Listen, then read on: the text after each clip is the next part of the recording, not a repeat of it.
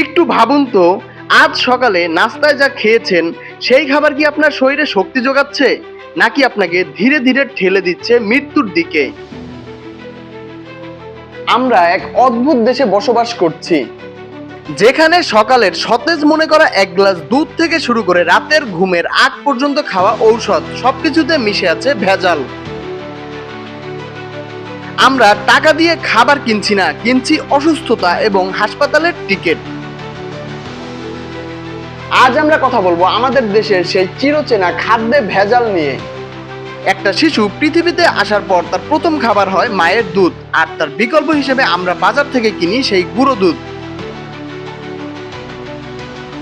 আপনি কি জানেন কিছু অসাধু ব্যবসায়ী এই দুধে ডিটারজেন্ট পাউডার, সয়াবিন তেল আর সস্তা থিকনার মিশিয়ে সেটাকে দুধের রূপ দেয়। যে শিশুটির কলিজা এখনো ঠিকমতো গঠিত হয়নি তার শরীরে আমরা প্রথম দিন থেকেই কেমিক্যাল ঢুকিয়ে দিচ্ছি।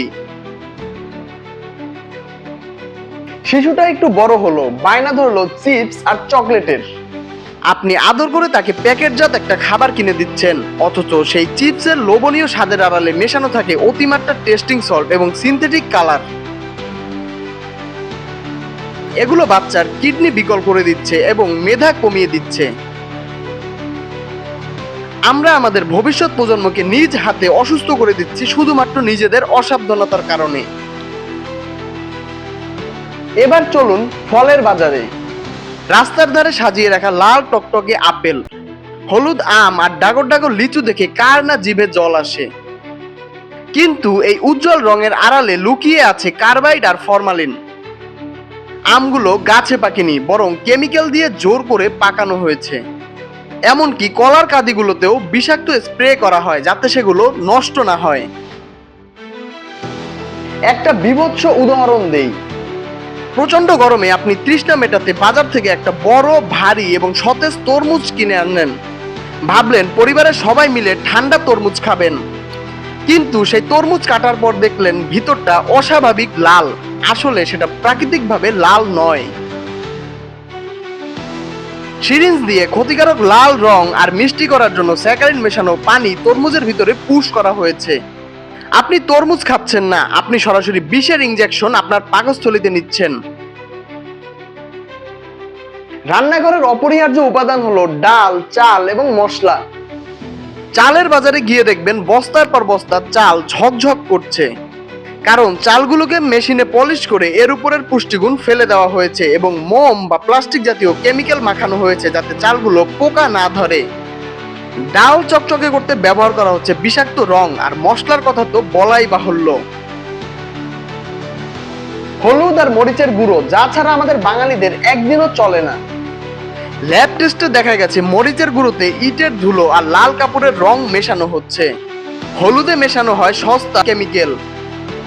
এমনকি ধনিয়ার গুঁড়োতে কাঠের গুঁড়ো মেশানোর প্রমাণও পাওয়া গেছে। প্রতিদিন তিল তিল করে এই মশলাগুলো আমাদের লিভার আর পাকস্থলীকে ছিদ্র করে দিচ্ছে।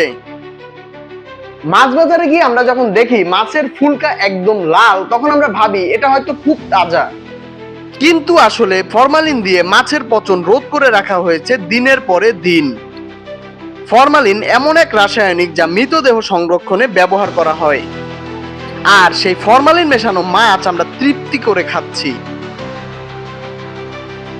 মাংসের বাজারের অবস্থা আরো বেশি শোচনীয়।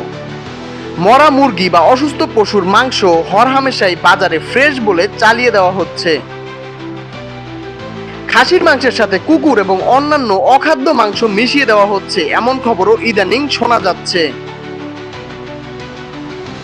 এমনকি যে গরু বা খাসি জবাই করা হয় সেগুলোকে বড় করতে স্টেরয়েড ইনজেকশন ব্যবহার করা হয়।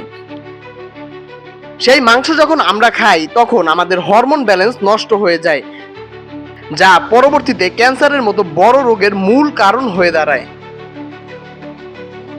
এতগুলো বছর ধরে এই ভেজাল খাবারগুলো খাওয়ার ফলে আপনার শরীর যখন ভেঙে পড়বে, আপনি অসুস্থ হয়ে হাসপাতালের বেডে শুয়ে থাকবেন, তখন আপনি ভাববেন অন্তত ভালো ওষুধ খেয়ে সুস্থ হবেন।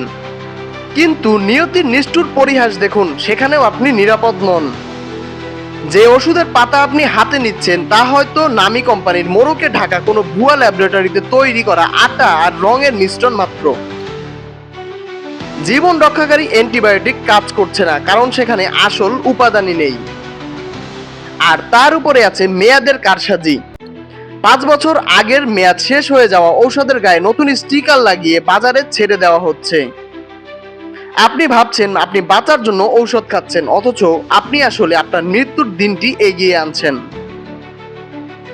প্রশ্নটা এখন সকলের কাছে, আমরা কার কাছে যাব?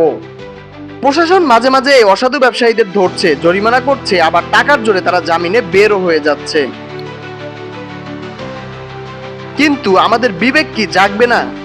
একজন ব্যবসায়ী যখন ভেজাল মিশিয়ে টাকা কামাচ্ছে, তখন সে ভুলে যাচ্ছে সেই একই টাকা দিয়ে সে যখন অন্য বাজার থেকে তার নিত্য প্রয়োজনীয় পণ্য কিনবে, তখন সেও আসলে অন্য কারো দেওয়া বিষ কিনে বাসায় ফিরবে।